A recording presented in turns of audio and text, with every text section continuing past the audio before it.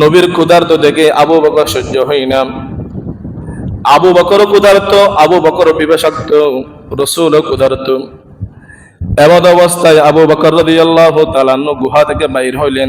জানের কোনো নিশ্চয়তা নেই, পেলেই মেরে ফেলবে, জানে আমাকে পেলে মক্কা মানুষ হত্যা করবে। প্রাণের মায়া বাদ দিয়া, সব কিছু বাদ দিয়া মাশউকের ক্ষুধার নিবারণ করার জন্য তিনি বাইর হলেন। হযরতে আবু যর গিফারি রাদিয়াল্লাহু তাআলা আনহু, বারা ইবনে আযিব রাদিয়াল্লাহু তাআলা আন বলেন, মাররা বিরাইল গনামি, আবু বকর একজন রাখালের কাছে গেলেন। রাখাল একজন ব্যক্তি অনেকগুলো ছাগল নিয়ে হাঁটতেছে।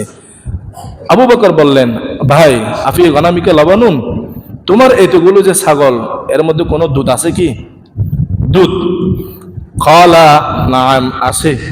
আফাতাহলিবু, আমি কি দুধ দহন করতে পারবো? হ্যাঁ পারবেন। এবার আবু বকর রাদিয়াল্লাহু তাআলা চিন্তা করলেন, যদি দুধের উলার মধ্যে কোনো জীবাণু থাকে নবীর কষ্ট হবে, রোগাক্রান্ত হবে। এই মুসলমান, কি পরিমাণ মহব্বত থাকলে এত টেনশনের মধ্যে সবকিছু চিন্তা করা যায়। আবু বকর রাদিয়াল্লাহু তাআলা বললেন, ফানফাখজারা, তোমার দুধের উলানটা পরিষ্কার করো, হাতটা জারা দাও, দুধের উলানটা পরিষ্কার করো, হাতখানা পরিষ্কার করো।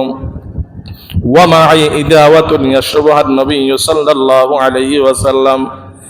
আবু বকর বললেন, আমার কাছে একটা মগ ছিল, পানি জাতীয় একটা জিনিস, ইদাওয়া। এখানে আমি পানি নিতাম, দুধ রাখতাম নবী খাওয়ার জন্য। তাকে বললাম, উলানটা পরিষ্কার করো, তোমার হাতটা ভালো করে পরিষ্কার করো। ফাতাহলিবু, এরপরে দুধ দোহন করলেন। দুধগুলো নিয়ে দেখতেছে একটু গরম গরম। কি বলেন? তত্তাজা যখন দুধ নেই, একটু গরম না? এক গরম জিনিস যদি রাসূলের পেটের মধ্যে যায়, পিপাসা তো মিটবে না, আরো কষ্ট হবে। এই জন্য আবু বকর কি বললেন, আসুবুল মা আলাল হালবি, আমি একটু ঠান্ডা পানি দুধের মধ্যে মিশ্রণ করে দিলাম। হাত্তা বারাদা আসফালা, নিচে হাত দিয়ে দেখলাম সবগুলো ঠান্ডা হয়ে গেছে।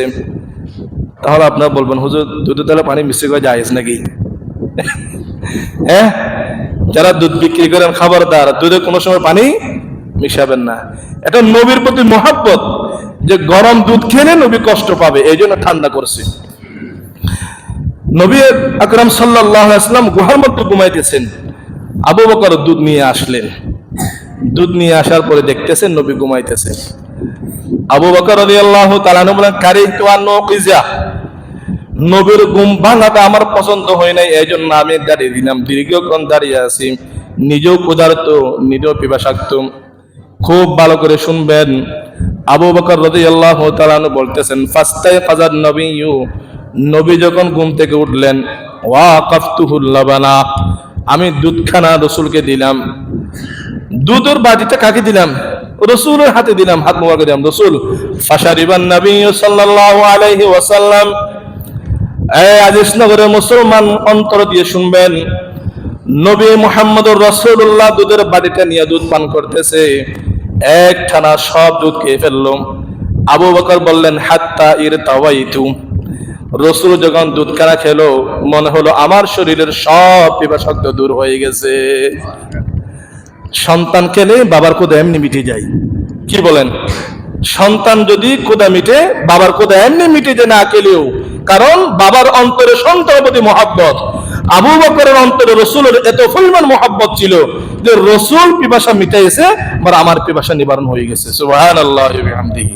এই পরিমাণ ত্যাগ বিসর্জন দিয়েছিল আবু বকর রাদিয়াল্লাহু তাআলা আনহু নবীর মহব্বত পাওয়ার জন্য।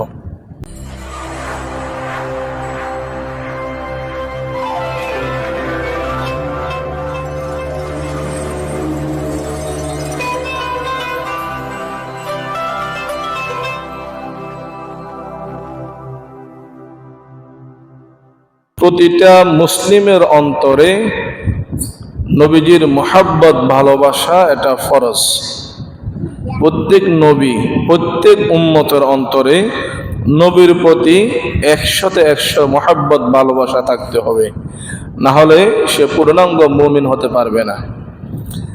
বুখারীর যে হাদিসটি আমি খুতবায় তিলাওয়াত করেছি, এই হাদিসের বর্ণনাকারী আনাস রাদিয়াল্লাহু তাআলা আনহু, যিনি রাসূলের 10 বছর খাদেম ছিলেন, তিনি বর্ণনা করেন ক্বালা রাসূলুল্লাহ সাল্লাল্লাহু আলাইহি ওয়াসাল্লাম লা ইউমিনু আহাদুকুম হাত্তা আকুনা আহাব্বা ইলাইহি মিন ওয়ালিদিহি ওয়া ওয়ালাদিহি ওয়ান নাসি আজমাইন। রাসূল সাল্লাল্লাহু আলাইহি ওয়াসাল্লাম ইরশাদ করেন যে তোমরা পূর্ণাঙ্গ মুমিন হতে পারবে না, লা ইউমিনু আহাদুকুম পরিপূর্ণ মুমিন হতে পারবে না, হাত্তা আকুনা আহাব্বা ইলাইহি যতক্ষণ না আমি তোমাদের নিকট সবচেয়ে প্রিয় হতে পারবো না, মিন ওয়ালিদিহি নিজের বাবা থেকে, ওয়া ওয়ালাদিহি সন্তানের চাইতে, ওয়ান নাসি আজমাইন সকল মানুষের চাইতে একজন মুমিনের অন্তরে নবী মুহাম্মদের প্রতি ভালোবাসা থাকতে হবে। একদিনের মজার ঘটনা, এটাও বুখারী হাদিস। সাইয়্যিদনা ওমর রাদিয়াল্লাহু তাআলা আনহু, খুব মনোযোগ সহকারে শুনবেন। খলিফাতুল মুসলিমিন ওমর রাদিয়াল্লাহু তাআলা আনহু তিনি একদিন নবীর কাছে এসেলেন। আমি গত জুমায়ও আপনাদেরকে বলেছিলাম মুহাব্বত এটা প্রকাশ করা নবীজির সুন্নাত। আপনি যাকে মুহাব্বত করেন, ভালোবাসেন, তাকে গিয়ে বলবেন আমি আপনাকে আল্লাহর ওয়াস্তে মুহাব্বত করি, এটা বলে দেওয়াটাই রাসূলের সুন্নাহ। এই সুন্নাহ পালন করার জন্য সাইয়্যিদুনা ওমর রাদিয়াল্লাহু তাআলা নবীজির দরবারে উপস্থিত হলেন। বলতেছেন ওয়াল্লাহি লা আনতা আহাব্বা ইলাইয়া ইয়া রাসূলুল্লাহ ইল্লা মিন নাফসি।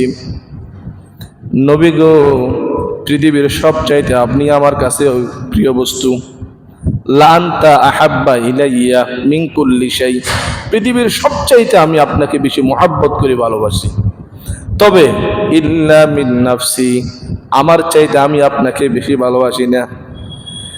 সন্তানের চাইতে অন্তরে আপনার প্রতি মুহাব্বত বেশি, বাবার চাইতে আপনার প্রতি মুহাব্বত বেশি, বিবির চাইতে আপনার প্রতি মুহাব্বত বেশি, সম্পদের চাইতে মুহাব্বত বেশি, কিন্তু আমার প্রতি আমার যে ভালোবাসা আপনার প্রতি সেরকম ভালোবাসা আমার অন্তরে নাই। আমি সবচাইতে বেশি আপনাকে মুহাব্বত করি, তবে তার চাইতে আমি আমার নিজেকে আমি মুহাব্বত করি। কে বলছে? ওমর রাদিয়াল্লাহু তাআলা আনহু। فقال النبي صلى الله عليه وسلم والذي نفسي بيده لا يؤمن أحدكم حتى أكون أحب إليه من نفسه। ওমর, তুমি ভালো করে শুনে রাখো, তোমার চাইতে যদি তুমি আমাকে বেশি মুহাব্বত না করো, পরিপূর্ণ মুমিন তুমি হতে পারবা না। শুধু সন্তান, বাবা, বিবি, সম্পদ নয়, নিজের থেকে বেশি নবীকে মুহাব্বত করতে হবে, না হলে তুমি ওমরও পরিপূর্ণ মুমিন হতে পারবে না। ফাকালা ওমর রাদিয়াল্লাহু তাআলা আন ইয়া রাসূলুল্লাহ, ইয়া হাবিবাল্লাহ, আপনার প্রতি মুহাব্বত বেশি না হওয়ার কারণে যদি পূর্ণাঙ্গ মুমিন না হই, লা আনতা আহাব্বা ইলাইয়া মিন কুল্লি শাইইন ওয়া মিন নাফসি, আমি এই বৈঠকের মধ্যে ঘোষণা করলাম পৃথিবীর সবচাইতে যেমন আপনাকে ভালোবাসি, আমি আমার চাইতেও আপনাকে বেশি ভালোবাসি। এই বৈঠকে আমি ঘোষণা করে দিলাম। তখন নবী বললেন আল আন আনতা ইয়া ওমর, এখন ঠিক আছে ওমর, এখন তুমি পূর্ণাঙ্গ মুমিন। তাহলে একজন ব্যক্তি পরিপূর্ণ মুমিন হতে হলে অন্তরে কার প্রতি মুহাব্বত থাকতে হবে? বলেন না, নবীর প্রতি, নবীর ভালোবাসা থাকতে হবে। পাশে যে ঘুমাইবে তাকে দেখে দিবেন। আজকে যে আলোচনা না শুনে ঘুমাইবে বলবো তার অন্তরে নবীর মুহাব্বত নেই। নবীর ভালোবাসা থাকলে নবীর কথা শুনতে তো মন চাই। যদি কেউ বসে বসে জিমায়, ঘুমায়, বুঝতে হবে তার অন্তরে নবীর মুহাব্বত একটু কম আছে। এই জন্য নবীর কথা শুনতে তার তেমন ভালো লাগতো না। সাহাবীদের অন্তরে কি পরিমাণ নবীর মুহাব্বত, একটি কথা যেন না ছুটে। যতক্ষণ নবীর মজলিসে থাকতেন ততক্ষণ পর্যন্ত তারা কান খাড়া করে বসে থাকতেন। ইসফান আজম গোশে দিল বায়াদ শুনুত, গোশে গেলি জানদার দেহিছে সুদ, গোশে দিল বা জুমলা হাইওয়া হামদমাস, গোশে দিল মখসুস নসলে আদমাস। মনোযোগ দিয়ে, দিল দিয়ে, অন্তর দিয়ে যদি কোরআন হাদিসের আলোচনা না শুনে সারা জীবন ওয়াজ শুনলে কোনো ফায়দা হবে না। এই জন্য আধা ঘন্টা 35 মিনিট সময় যা বসবেন একটু নড়চড়ে বসবেন। কি পরিমাণ ভালোবাসা থাকতে হয় নবীর অন্তরে, উম্মতের অন্তরে নবীর প্রতি একটু জানবেন। সাহাবায়ে কেরাম এমনি এত দামি হয় নাই, তারা নবীর ভালোবাসা তাদের অন্তরে ছিল বলে তারা আজকে সর্বশ্রেষ্ঠ সোনালী মানুষ হিসেবে তারা রূপান্তরিত হয়েছে।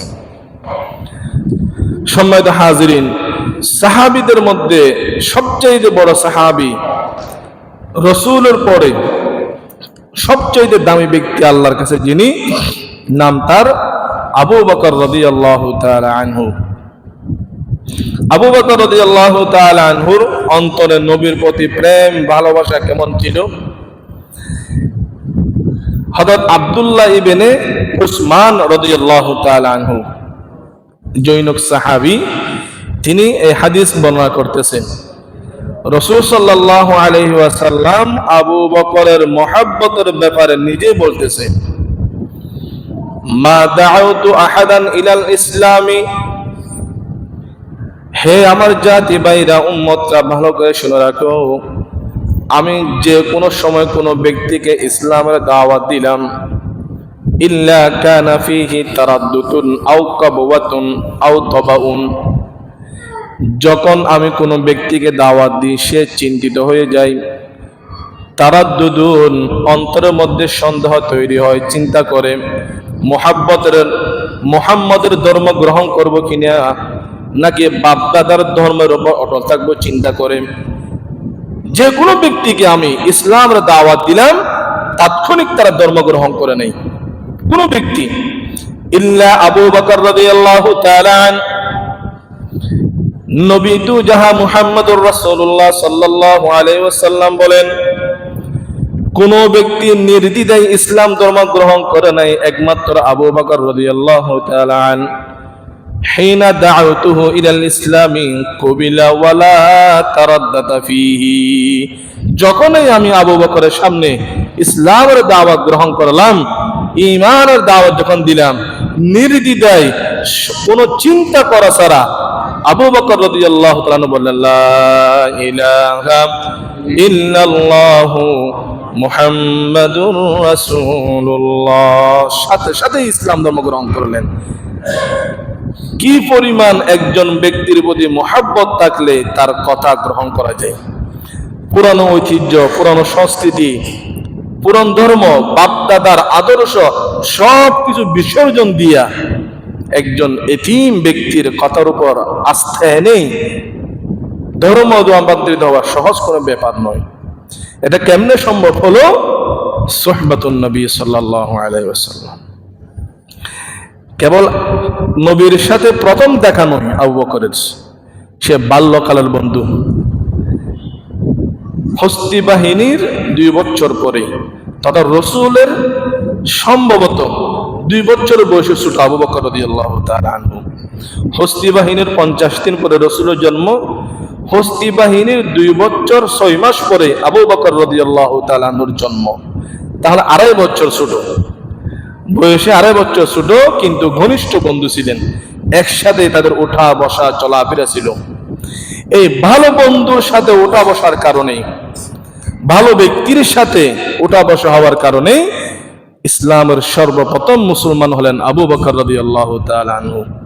এই জন্য কবি বলেন, সোহবতে সালেহ তোরা সালেহ গুনাত, সোহবতে তালেহ তোরা তালেহ গুনাত। বাংলায় কথা আছে, সৎসঙ্গে স্বর্গবাস, অসৎসঙ্গে সর্বনাশ। ইয়ার গর ইয়ার নবাসদ, ইয়ার হরগিজ ইয়ার নিস, গুল আগর খুশবু নদারদ কাবলে গুলজার নিস। বন্ধু যদি ভালো না হয় একাকী পথ চলো তাও ভালো, কারণ খারাপ বন্ধু তোমাকে খারাপ পথে নিয়ে যায়। ইয়ার বদআ রত রাসুয়ে জাহিম, ইয়ার নেকু গিরতা ইয়া বিনাইম। বন্ধু যদি ভালো হয় মসজিদে নিয়ে আসবে, বন্ধু যদি ভালো হয় হকের পথে নবীর আদর্শের প্রতি আপনাকে আহ্বান করবে। আর বন্ধু খারাপ হলে দুনিয়ার যত আকাম কুকাম আছে ওইদিকে আপনাকে নিয়ে যাবে। আবু বকর রাদিয়াল্লাহু তাআলা আনহু এমনি এই পথে আসে নাই, দীর্ঘদিন তার সঙ্গী ছিল নবী মুহাম্মদুর রাসূলুল্লাহ সাল্লাল্লাহু আলাইহি ওয়াসাল্লাম। বন্ধু ভালো হওয়ার কারণে সে সঠিক পথে চলে আসলো। এবার নবীর মুহাব্বতে আবু বকর রাদিয়াল্লাহু তাআলা আনহু কি কি ত্যাগ দিলেন দেখেন। তিনি ইসলাম ধর্ম গ্রহণ করলেন। ইসলাম ধর্ম গ্রহণ করে তিনি মক্কায় থেকে তিনি বসবাস করতেছেন, ইবাদত করতেছেন, তিলাওয়াত করতেছেন, নামাজ পড়তেছেন। এই যে নতুন ভাবে তিনি ইবাদত করতেছে, তিলাওয়াত কোরআন, এত সুন্দর কণ্ঠের অধিকারী ছিল আবু বকর রাদিয়াল্লাহু তাআলা আনহু। যখন তিনি তিলাওয়াত করতেন, মক্কার সমস্ত মহিলা, মক্কার শিশুরা, কিশোর যারা আছে তারা সবাই চলে আসতো, আশ্চর্য হয়ে তারা তিলাওয়াত শুনতো। সবাই যেন আবু বকরের প্রতি ধাবিত হয়ে গেছে। এটা মক্কার যারা নেতা ছিল তৎকালীন, তারা বরদাস্ত করে নেই, তারা আবু বকরকে বাহির করে দিয়েছে।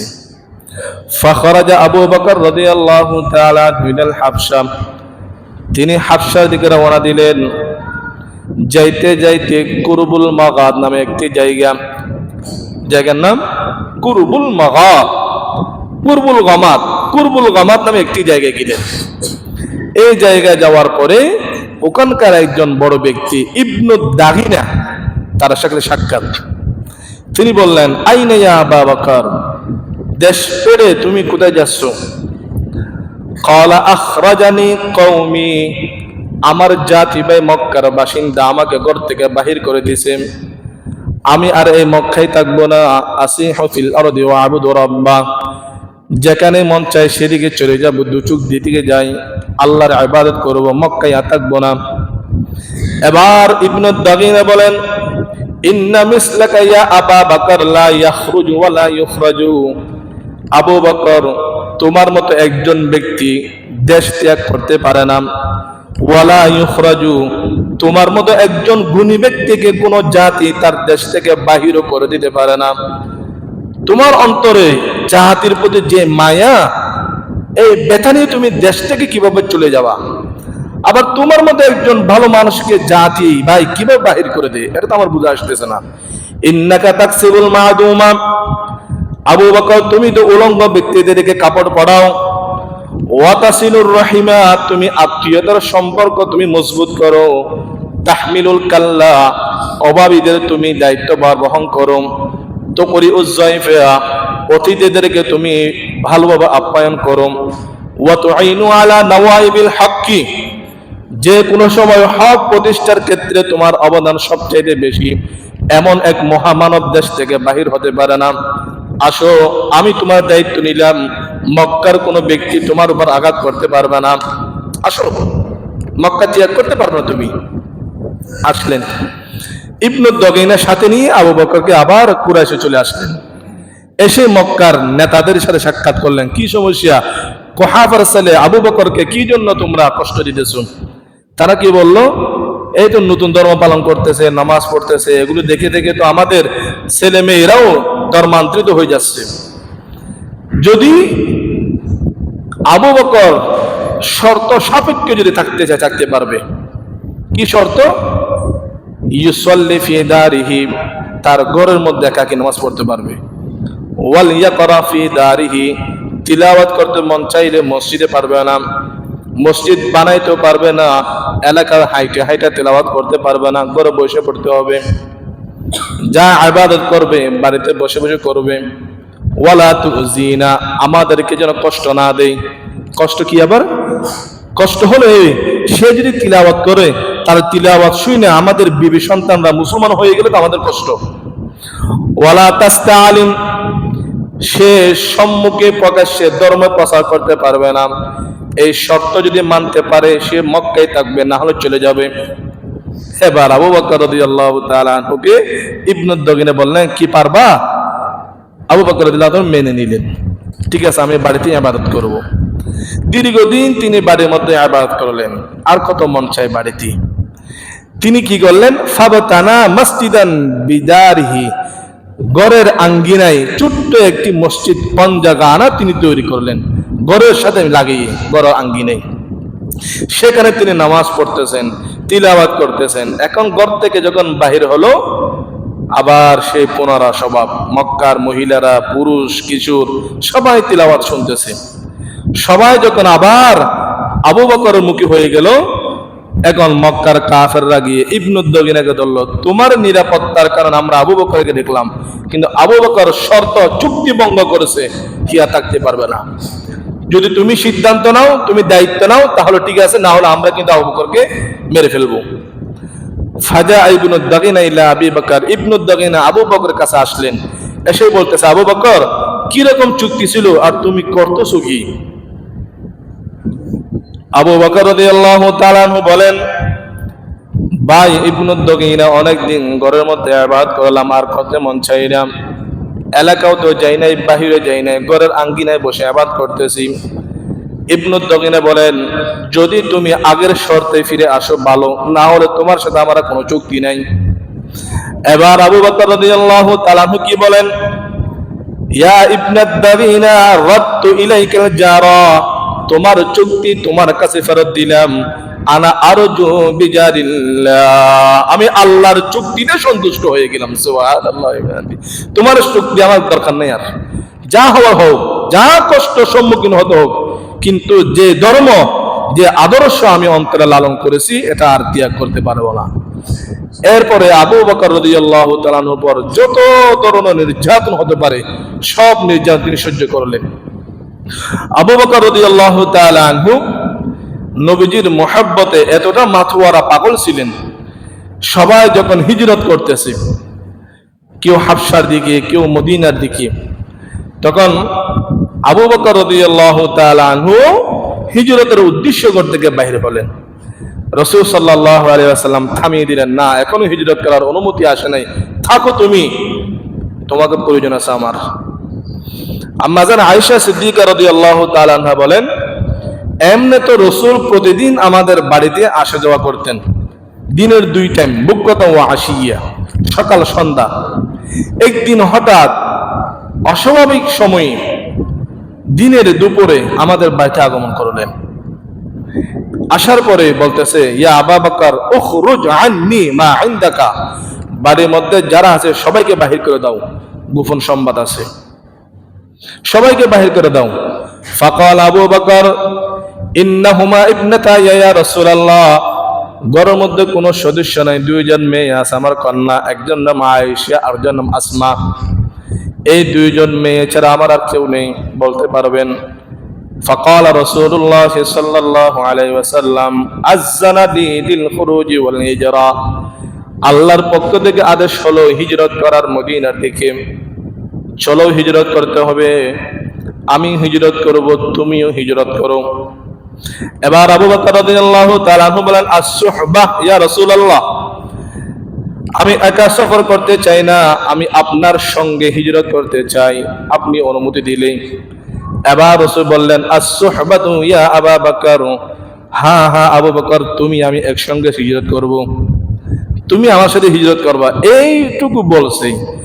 আয়েশা রাদিয়াল্লাহু তাআলা বলেন, মা শাআরতু কত্তু ক্বাবলা যালিকাল ইয়াউমি আহাদুন ইয়াবকি মিন ফারহিহি হাত্তা রাআইতু আবু বকর, আমি জীবনেও কোনো মানুষকে কোনো খুশির সংবাদ পেয়ে এত পরিমাণ কান্নাকাটি করে দেখি নাই, যে পরিমাণ আবু বকর রাদিয়াল্লাহু তাআলা দেখলাম। নবীর সাথে হিজরত করবে, নবীর সঙ্গে থাকবে, নবীর সোহবতে থাকবে, নবীর সান্নিধ্যে থাকবে, নবীকে বন্ধু হিসেবে পাবে, এই খুশিতে আবু বকর রাদিয়াল্লাহু তাআলা কান্নাকাটি করতেছেন। সবকিছু ত্যাগ করবে, কিন্তু নবীর সঙ্গে ছাড়তে রাজি নাই। আবু বকর রাদিয়াল্লাহু তাআলা হিজরত করলেন, নবীর ভালোবাসায় নিজেকে বিসর্জন দেওয়ার জন্য সবসময় প্রস্তুত ছিলেন আবু বকর রাদিয়াল্লাহু তাআলা।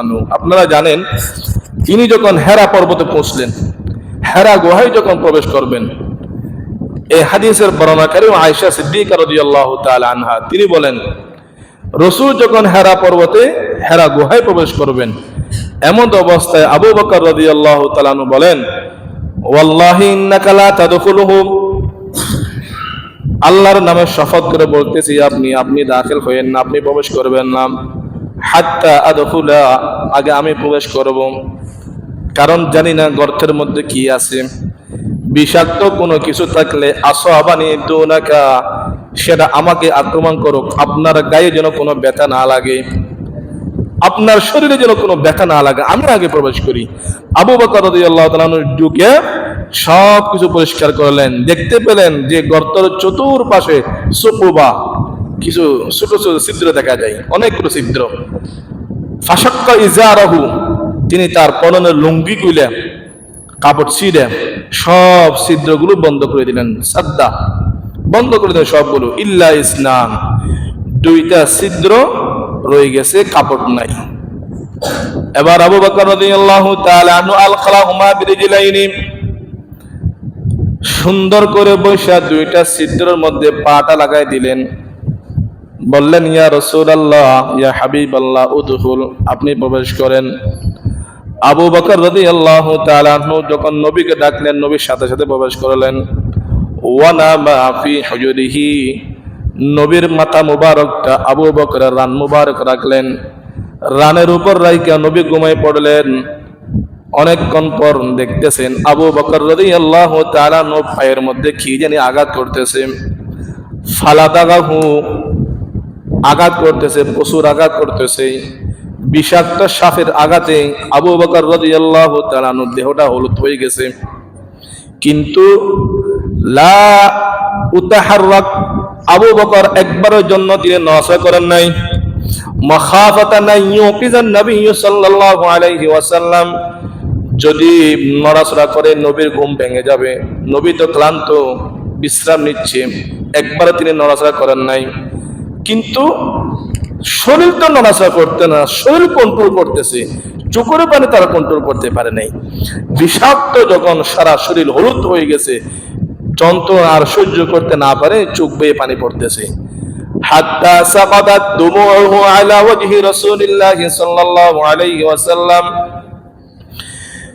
সাপের চোবল খাওয়ার পরে বিষের যন্ত্রণা সহ্য করতে না পারে চোখ বেয়ে পানি পড়তেছে। এক সময় আবু বকরের চোখের পানি নবী মুহাম্মদুর রাসূলুল্লাহ সাল্লাল্লাহু আলাইহি ওয়াসাল্লামের চেহারা মুবারকের উপর গিয়ে পড়ল। সাথে সাথে ফাস্তায়া কাযা, নবী জাগ্রত হলেন, নদী ঘুম থেকে ভেঙে গেছে। বলি, আবু বকর মা হালুকা, কি হলো তোমার? মনে হয় বাড়ির মধ্যে দুইটা মেয়ে রেখে আসো, মনে পড়ছে নাকি? ছেলের কথা মনে পড়ছে, আব্দুর রহমান। কি জন্য তুমি কান্নাকাটি করতেছো আবু বকর, বলো না। কি বাড়ির মায়া নাকি সন্তানের মায়া নাকি মেয়ের মায়া?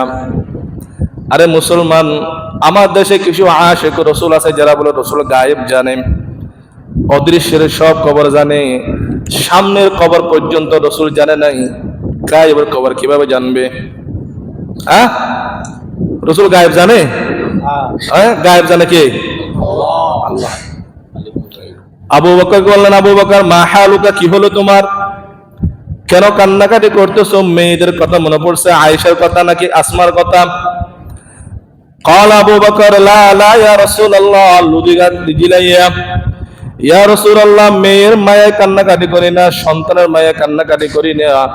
একটু দেখেন না, পা মধ্যে সাপে দংশন করেছে, আঘাত করেছে, চৌবল মারছে, শরীরটা বিষাক্ত হয়ে গেছে, এই জন্য কান্নাকাটি করতেছি ইয়া রাসূলুল্লাহ।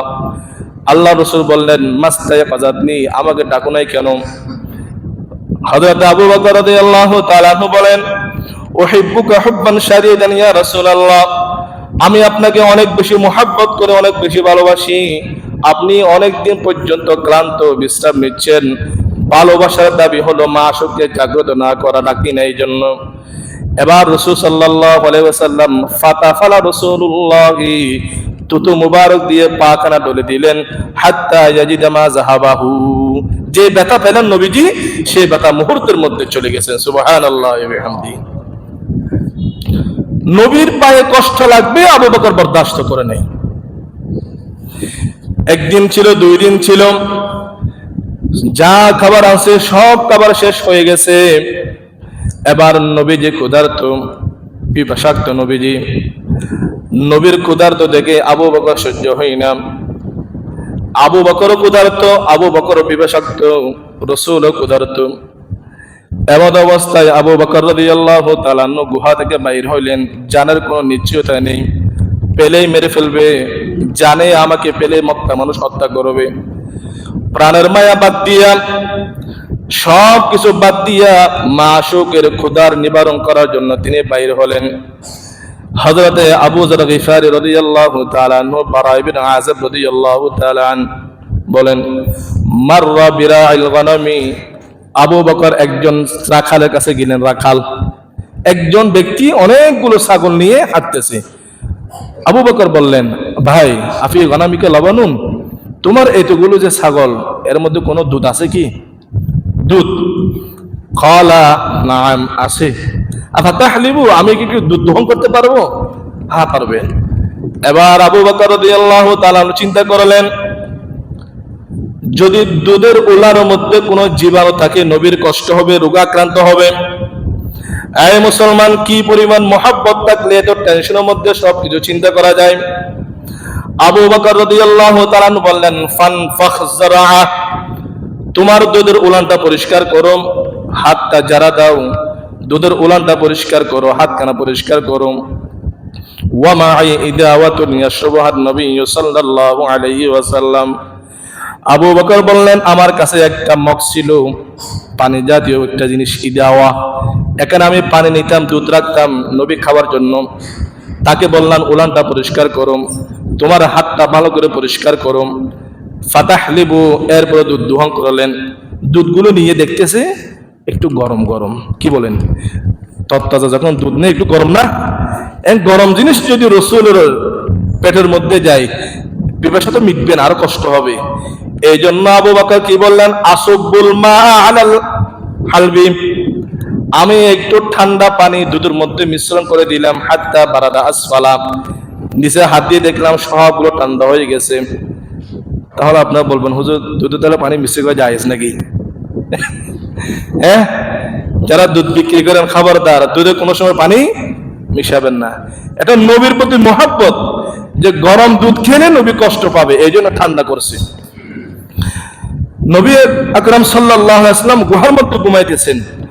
আবু বকর দুধ নিয়ে আসলেন। দুধ নিয়ে আসার পরে দেখতেছেন নবী ঘুমাইতেছেন।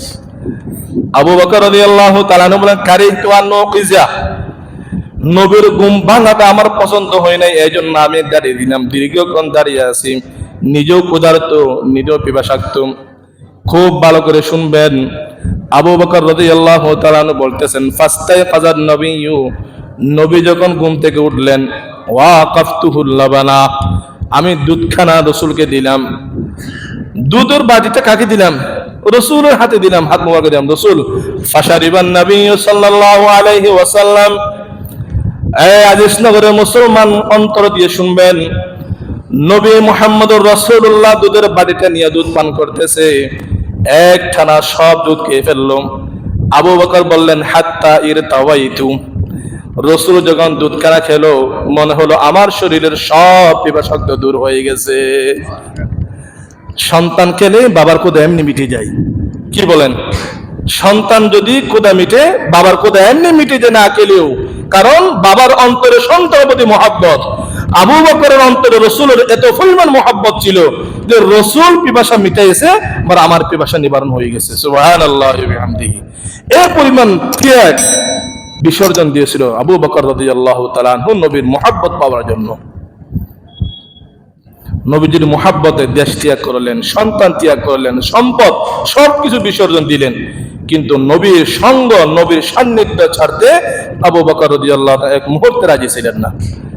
আবু বকর রাদিয়াল্লাহু তাআলা আনহু, একটা মজার হাদিস মনে পড়ছে, বলি শেষ করে দিই।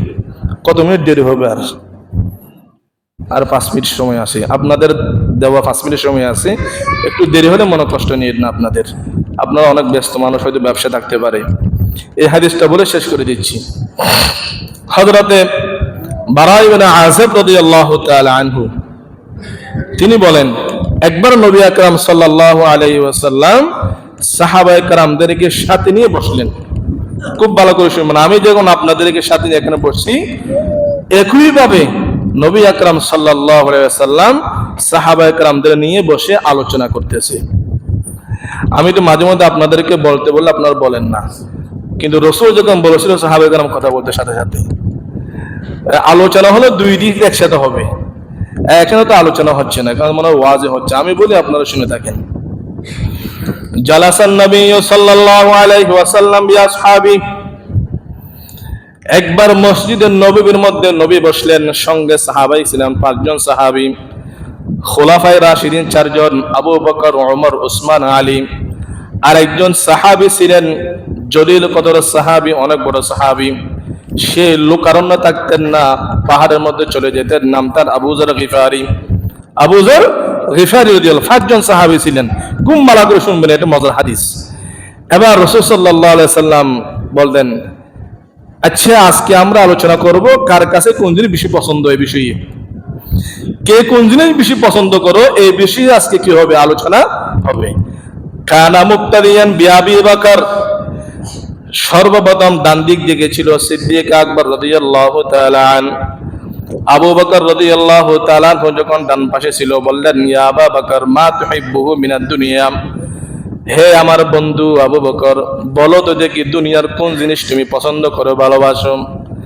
ফাকাল আবু বকর রাদিয়াল্লাহু তাআলা আনহু, হুব্বিবা ইলাইয়া মিনাদ দুনিয়া সালাসা, ইয়া রাসূলুল্লাহ, ইয়া হাবিবাল্লাহ, আমি দুনিয়ার 3টা জিনিসকে বেশি পছন্দ করি, মহব্বত করি, ভালোবাসি। 1 নম্বর হলো আল জুলুসু বাইনা ইয়াদাইকা, সার্বক্ষণ আপনার সামনে বসে থাকাকে আমি মহব্বত করি, ভালোবাসি। সুবহানাল্লাহ ওয়া বিহামদি।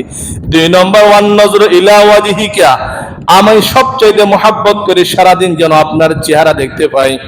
সুবহানাল্লাহ বলবেন না?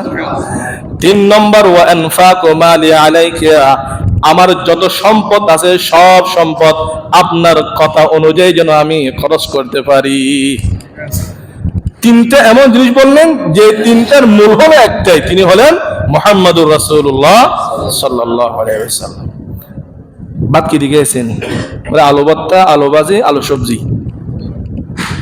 3টা তরকারি গেছি, আলু ভর্তা, আলু ভাজি, আলু সবজি। কয়টা হলো?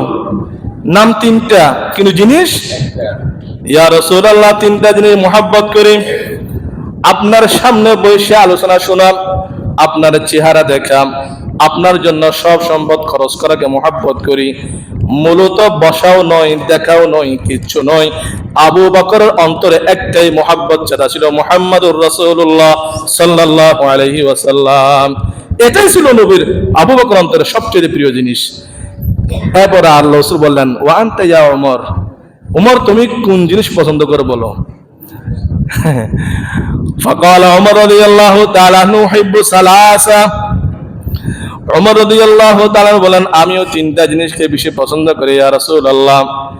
1 নম্বর আল আমরু বিল মা'রুফি ওয়ালাউ সিররা, ভালো কাজের আদেশ করা যদিও গোপনে একা একা হয়। মানুষ তো ভালো কাজের কথা বলে লোকারণ্যে, সামনে মানুষের সামনে, এমন করবা, এমন করব, এই করব, সে করব, গোপনে এর উল্টা করে।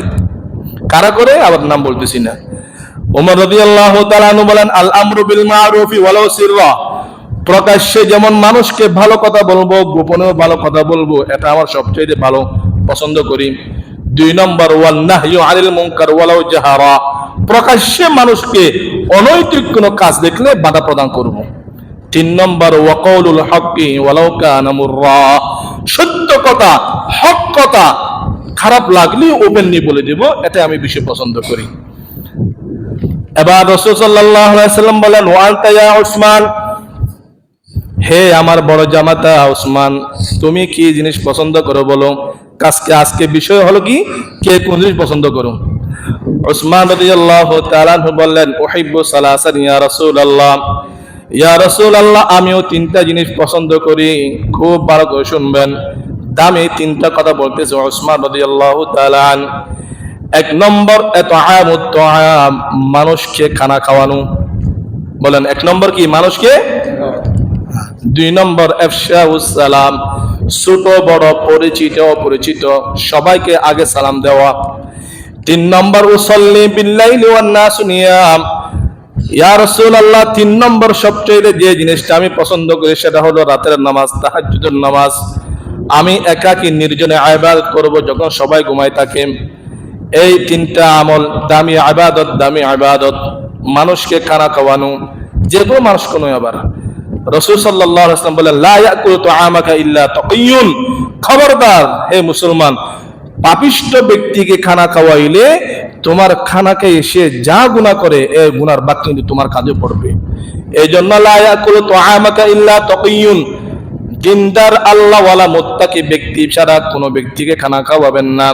খবিসেরা চু তাহুদুকুনি ওয়া বানাওয়াজি বদৌলত তু গুনামে কুনাদ বামবাজি। তোমার খেয়ে তোমার পাওয়ার পরে যদি কেউ গুনাহ করে এর গুনার ভাগ তোমার কাছে পড়বে। আল্লাহ তাআলা আমাদেরকে হেফাজত করেন, আমিন। তাহলে উসমান তিনটা কথা বললেন, মানুষকে খানা খাওয়ানো, সালাম দেওয়া, তাহাজ্জুদের নামাজ পড়া। এবার রাসূল সাল্লাল্লাহু আলাইহি ওয়াসাল্লাম বলেন, ওয়া আনতা ইয়া আলী, হে আমার প্রিয়তমা ছোট জামাতা আলী, তুমি কোন জিনিসটা পছন্দ করো? এবার আলী রাদিয়াল্লাহু তাআলা বলেন, নুহিব্বুস সালাসা ইয়া রাসূলুল্লাহ, ইয়া রাসূলুল্লাহ, ইয়া হাবিবাল্লাহ, আমিও তিনটা জিনিস পছন্দ করি। এক নম্বর আল মাকাররু বিজ-যায়ফ, মেহমানদেরকে মেহমানদারি করা। দুই নম্বর ওয়াস-সাওমু বিস-সাইফ, গ্রীষ্মকালে যখন বেশি রোদ পড়ে গরম পড়ে রোজা রাখা। তিন নম্বর ওয়াজ-যারবু বিস-সাইফ, দুশমনদের গর্দানে তরবারি চালানো। মুসলমানদের শত্রুদের গর্দান ফেলে দেওয়াটা আমি বেশি পছন্দ করি। আলী রাদিয়াল্লাহু তাআলা আনহু। এবার রাসূল সাল্লাল্লাহু আলাইহি ওয়াসাল্লাম আরেকজন সাহাবী ছিলেন, কি নাম বলছিলেন? আবু যর গিফারি। ইয়া আবা যর, মা তুহিব্বুদ দুনিয়া, তুমি দুনিয়ার কোন জিনিস পছন্দ করো? ফাকালা আবু যররিন উহিব্বুস সালাসা, সেও কয়টা পছন্দ করে? আজকে সবাই তিন নিয়ে আসি। ইয়া রাসূলুল্লাহ, আমিও তিনটা জিনিস পছন্দ করি, মুহাব্বত করি। এই তিনটা জিনিস পৃথিবীর কোনো ব্যক্তি পছন্দ করে না, একমাত্র আহলুল্লাহ ছাড়া, আল্লাহ ওয়ালা ব্যতীত। এক নম্বর আল জুআ, ক্ষুধার্ত থাকাকে আমি পছন্দ করি, উপবাস থাকাকে আমি মুহাব্বত করি, ভালোবাসি। দুই নম্বর আল মারজা, অসুস্থ থাকাকে আমি ভালোবাসি। তিন নম্বর আল মাউতা, মৃত্যুবরণ করাকে আমি ভালোবাসি। কে বলেন? উপবাস থাকা, অসুস্থ থাকা, মৃত্যুবরণ করা, কে পছন্দ করেন আপনারা? কেউ করে না। এবার রাসূল সাল্লাল্লাহু আলাইহি ওয়াসাল্লাম বললেন, লিমা ইয়া আবা যর, তুমি এই তিনটা কি জন্য নির্বাচিত করলাম? এক নম্বর রাসূল সাল্লাল্লাহু আলাইহি ওয়াসাল্লামকে বলতেছেন, ইয়া রাসূলুল্লাহ, ইয়া হাবিবাল্লাহ, ক্ষুধার্ত এই জন্য পছন্দ করি যেন গরিব অসহায় ব্যক্তিদের প্রতি আমার অন্তরে মায়া সৃষ্টি হয়। সবসময় খেতে থাকলে ক্ষুধার্ত মানুষের কষ্ট আমার বুঝে আসবে না। লিয়ারিকা কলবি, আমার অন্তরটা যেন নরম হয়, অভাবী মানুষের কষ্ট যেন আমি বুঝতে পারি। আজকে আমাদের অন্তরে ফিলিস্তিনের মুসলমানদের কষ্ট বুঝে আসে নাকি? এই জন্য সবসময় আমাদের মুখে খাবার থাকে। এই জন্য আবু যর গিফারি বললেন, ইয়া রাসূলুল্লাহ, দুই নম্বর আমি অসুস্থতাকে পছন্দ করি। কেন? বলে লিয়া খিফা জামবি, সব সময় পেট ভরা থাকলে যৌবন বৃদ্ধি পায়, মানুষ গুনাহ করতে মন চায়। যখন অসুস্থ হব, শরীরে যখন ক্লান্তি হবে, গুনাহ দিকে মন যাবে না, গুনাহ হালকা হয়ে যাবে, গুনাহ কমে যাবে। এই জন্য আমি অসুস্থতাকে পছন্দ করি। তিন নম্বর যেটা কেউ পছন্দ করে না সেটা হলো মৃত্যু। তুমি মৃত্যুকে কেন পছন্দ করো? বলেন লিআলকি রাব্বাহু, কারণ আল্লাহর সাথে সাক্ষাতের একটা মাধ্যম, সেটা হলো মৃত্যুবরণ করা। মৃত্যু ছাড়া কেউ আল্লাহর সাথে সাক্ষাৎ করতে পারবে না। আর আমার সবচেয়ে প্রিয় ব্যক্তি হলেন কে? আল্লাহ। এই জন্য আমি মৃত্যুকে বেছে নিলাম। 5 জনের 5টা, তিনটা করে 15টা কথা শেষ। এবার রাসূল সাল্লাল্লাহু আলাইহি ওয়াসাল্লাম উহিব্বুস সালাসা, আমিও তিনটা জিনিসকে পছন্দ করি। বলেন সুবহানাল্লাহ। রাসূল কয়টাকে পছন্দ করে? তিনটা। এক নম্বর আত-তাইয়িব, আমি সুগন্ধিকে বেশি পছন্দ করি। আতর, সুগন্ধি ব্যবহার করা আমি পছন্দ করি। আচ্ছা বলেন, আমাদের সকলের প্রিয় ব্যক্তি মুহাম্মদুর রাসূলুল্লাহ, আমরা আশিক, রাসূল হলো আমাদের মাশুক। কিন্তু রাসূলের একজন আশিক আছে যিনি রাসূলের মহব্বত চাই। বলেন তো তিনি কে? বলেন না। আমরা সবাই চাই রাসূলকে খুশি করার জন্য, পৃথিবীতে একজন চাই রাসূলকে খুশি করার জন্য। বলেন কে? আল্লাহ। প্রেমিকের সবচেয়ে বড় চাহিদা প্রেমিকার চাহিদা পূরণ করা। প্রেমিকের সবচেয়ে বড় আশা হলো কি? প্রেমিকার চাহিদা পূরণ করা। আশিকের সবচেয়ে বড় দায়িত্ব হলো মাশুকের চাহিদা পূরণ করা। আল্লাহ হলেন আশিক, রাসূল হলেন, বলেন না, আল্লাহ হলেন আশিক, রাসূল হলেন আল্লাহ হলেন প্রেমিক, রসুল হলেন প্রেমিকা। তো প্রেমিকের দায়িত্ব হচ্ছে প্রেমিকার কি করা? সব চাহিদা পূরণ করা। রাসূল সাল্লাল্লাহু আলাইহি ওয়াসাল্লাম যখন বললেন আত-তাইয়্যিবা, আমি খুশবু পছন্দ করি, আল্লাহ বললেন নবী তুমি যে খুশবু পছন্দ করে সেটা আমাকে আগে বলবা না, দুনিয়ার সব খুশবু তোমার জন্য এনে দিব। আরে তোমাকে বাজারে যেতে হবে না, মক্কায় যেতে হবে না, মদিনায় যেতে হবে না, তোমার পুরো শরীরটাই আমি খুশবুতে রূপান্তরিত করে দিলাম। এই জন্য রসুল প্রস্রাব করলে গ্রাম বাহির হয়, বলে সুবহানাল্লাহ ওয়া বিহামদি। রসুলের গ্রাম মুবারক থেকে মেশকাম্র খুশবু বাহির হয়, এটা আল্লাহ করে দিছে। 2 নম্বর রসুল বললেন আন নিসা, আমি মেয়েজাতিকে পছন্দ করি, মেয়েদেরকে পছন্দ করি। মেয়েদেরকে পছন্দ করি মানে, আরে ভাই মেয়ে যে নামে হোক না কেন সেটা বড় জিনিস। যদি বলেন মেয়েটা তোমার মেয়ে রহমত, যদি মেয়েটা হয় তোমার মা তোমার জন্য জান্নাত, যদি মেয়েটা হয় তোমার বোন তোমার জন্য আমানত, যদি মেয়েটা তোমার বিবি হয় এটা আল্লাহ প্রকৃতি কি বলেন নিয়ামত। কি নিয়ামত? নিয়ামত, আমানত, রহমত, যাই বলেন না কেন এগুলো সব মুসলমানদের জন্য বড় বড় কি দায়িত্ব। এই জন্য আল্লাহ রাসূল বলেন আন-নিসা, আমি মেয়েদেরকে পছন্দ করি। এবার আল্লাহ বললেন নবী তুমি মেয়েদেরকে পছন্দ করো, তো আগে বলে নেই। তুমি যখন মেয়েদেরকে পছন্দ করো পৃথিবীর সবচেয়ে দামি মেয়ে যিনি, ওনাকে আমি তোমার সঙ্গিনী বানিয়ে দিব। তৎকালীন সবচেয়ে দুনিয়ার মধ্যে দামি মেয়ে ছিলেন খাদিজা রাদিয়াল্লাহু তাআলা আনহা। খাদিজাকে আল্লাহ রাসূল বিবি বানিয়ে দিলেন, সুবহানাল্লাহি ওয়া বিহামদি। 3 নম্বরে আল্লাহ রাসূল বললেন জুআইলাত কুররাতু আইনি ফিস সালাহ, আমার সবচেয়ে আরেকটা পছন্দনীয় হলো নামাজ। কি নামাজ? নামাজকে পছন্দ করার কারণে আল্লাহ দৈনন্দিন 5 ওয়াক্ত নামাজ উম্মতের উপর ফরজ করে দিয়েছেন, সুবহানাল্লাহি ওয়া বিহামদি। তো রাসূলের 3টা জিনিসকে মহব্বত করে। 1 নম্বর কি বলেন? খুশবু ব্যবহার করা। কিসের খুশবু? হ্যাঁ, আতর খুশবু করবেন তো ইনশাআল্লাহ সব সময়। বিশেষ করে যখন মসজিদে আসবেন, আমি এক ব্যক্তিকে ধরছি এমন ভাবে আমার পাশে এসে দাঁড়াইছে, এই সেজদে গেছে, আমি সুবহান রাব্বিল আযীম পড়তে পারতেছি না, সুবহান রাব্বিল আলা মুখ দিয়ে বাইরে হচ্ছেন দুর্গন্ধি। তাকে বললাম মুখটা খুব ভালো, প্রতিদিন আমার পাশে নামাজ পড়ে, প্রতিদিন আযানের সাথে সাথে সে মসজিদে চলে আসে। কিন্তু এর বদভ্যাস একটা কি, এটা নাম নিতে চাই না আর কি, এটা খাওয়া ওনার বদভ্যাস। তো একদিন আমি ওনাকে ধরলাম, আসেন নাস্তা খাওয়াইলাম, যে আল্লাহ আপনাকে মহব্বত করে বিদায় আযানের সাথে সাথে মসজিদে নিয়ে আসে। তা আপনি আল্লাহকে খুশি করার জন্য একটা কাজ করতে পারবেন কিনা বলেন? বলে হুজুর আমি বুঝতে পারছি কি, কারণ সেটা জানে আমি কোন জিনিস কষ্ট পাই। বলে হুজুর আমি আজকে থেকে ওয়াদা করলাম আর খাবো না। আজকে সহ 29 দিন একদিন সে হাতে সিগারেট নিয়ে নেই। বলেন আলহামদুলিল্লাহ, সিগারেট সম্পূর্ণ বাদ দিয়ে দিয়েছে এখন। রসুল খুশবুকে পছন্দ করে, এটা ওনাকে শুনাইলাম। তিনি এখন নিয়মিত পকেটের মধ্যে আতর রাখেন রসুলের মহাব্বতে। আল্লাহ তাআলা এরকম মহাব্বত আমাদের প্রত্যেকের অন্তরে দান করেন, বলে ফেলো আমিন।